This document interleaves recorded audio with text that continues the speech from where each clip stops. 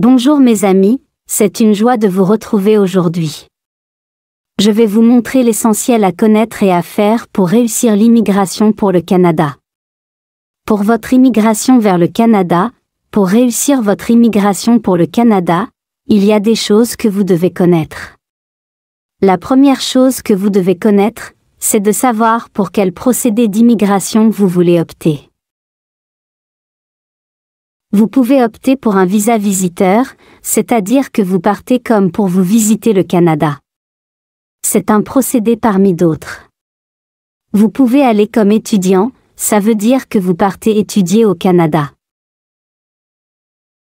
Vous pouvez aller comme travailleur qualifié, c'est-à-dire que vous partez par le biais d'un contrat de travail. Un travailleur qualifié, c'est un travailleur qui connaît une profession, que sa profession soit soudeur, comptable, cuisinier, banquier, médecin, plombier, etc. Un travailleur qualifié, c'est un travailleur qui connaît une profession, qui est qualifié pour faire une profession bien précise. Soit vous partez avec la résidence permanente, c'est-à-dire que vous partez avec votre compagnon et vos enfants. Si vous avez des enfants, la résidence permanente vous donne la possibilité de partir avec toute votre famille. Et là, on vous donne un visa d'1 an qui est renouvelable, et après vous passez à la citoyenneté selon votre statut au Canada. Quand vous arrivez, comme vous le savez, il faut absolument trouver un travail. Ça permet d'obtenir rapidement la nationalité. L'autre procédé, c'est la demande d'asile. Vous pouvez partir comme asylant en faisant une demande d'asile. Un autre procédé, c'est que vous pouvez partir comme employeur. Ça veut dire que vous avez les moyens financiers vous permettant d'aller investir au Canada pour employer les citoyens qui y résident. Je crois que parmi vous, très peu optent pour cette option d'aller comme employeur.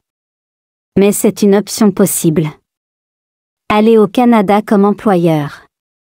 Vous prouvez à l'ambassade canadienne que vous avez des moyens d'investir au Canada de façon à pouvoir recruter des citoyens qui y résident. Premièrement, vous avez identifié votre procédé d'immigration. La deuxième chose à faire, c'est de pouvoir identifier son programme d'immigration. Votre projet d'immigration passe avec quel programme d'immigration? Il y a plusieurs programmes d'immigration pour le Canada. Je vais vous donner les programmes d'immigration les plus essentiels. Il y a l'entrée express, qui est avantageux pour les familles. Il y a le programme des candidats des provinces. C'est un programme qui permet aux provinces de désigner des candidats selon leurs besoins, et une fois qu'ils ont désigné les candidats, ces candidats sont choisis dans le bassin et peuvent commencer leur processus d'immigration.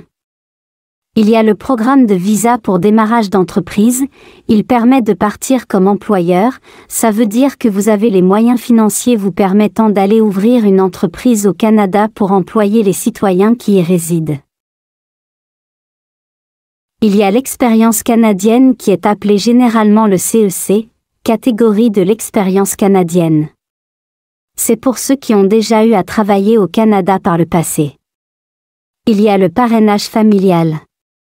Comme le parrainage par l'employeur, le parrainage familial permet de parrainer un membre de votre famille, pour qu'il obtienne la résidence permanente. Il y a le programme des travailleurs autonomes. Ça, c'est pour ceux qui souhaitent s'établir et travailler à leur compte dans des activités culturelles ou sportives. Ce programme est pour les auto-entrepreneurs du domaine sportif et artistique.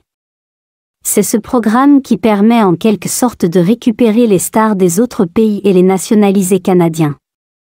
Il y a le programme d'immigration au Canada Atlantique.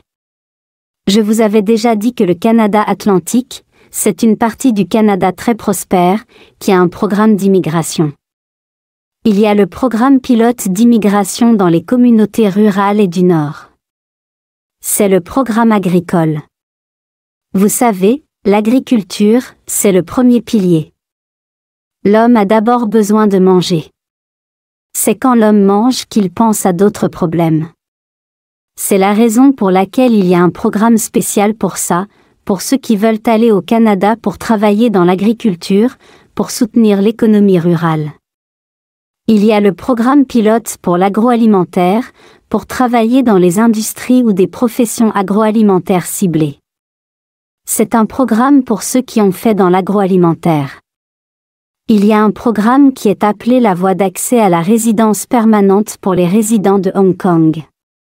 Les résidents de Hong Kong ont un programme spécial, mais ça ne nous concerne pas. Ça concerne les Hongkongais. Une fois que vous avez identifié votre programme d'immigration, vous passez à la 3e étape. La première étape. Connaître son procédé d'immigration. La 2e étape. Identifier son programme d'immigration. La 3e étape, c'est vous inscrire dans le bassin. Une fois que vous avez choisi votre programme, vous vous inscrivez dans le bassin. Mais l'inscription dans le bassin, c'est pour ceux qui n'ont pas choisi les programmes provinciaux.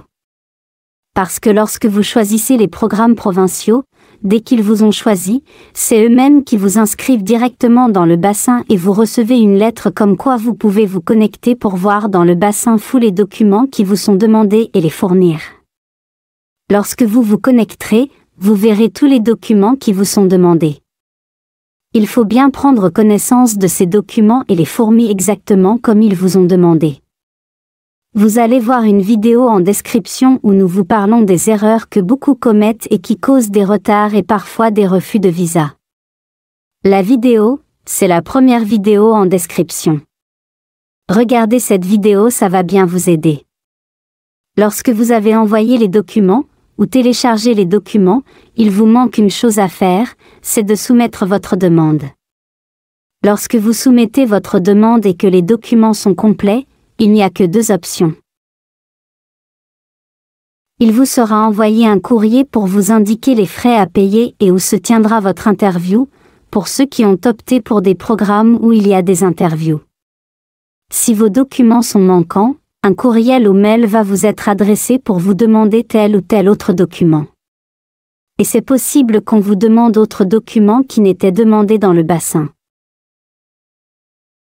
Prenez connaissance de ces 2 sites, vous devez les connaître.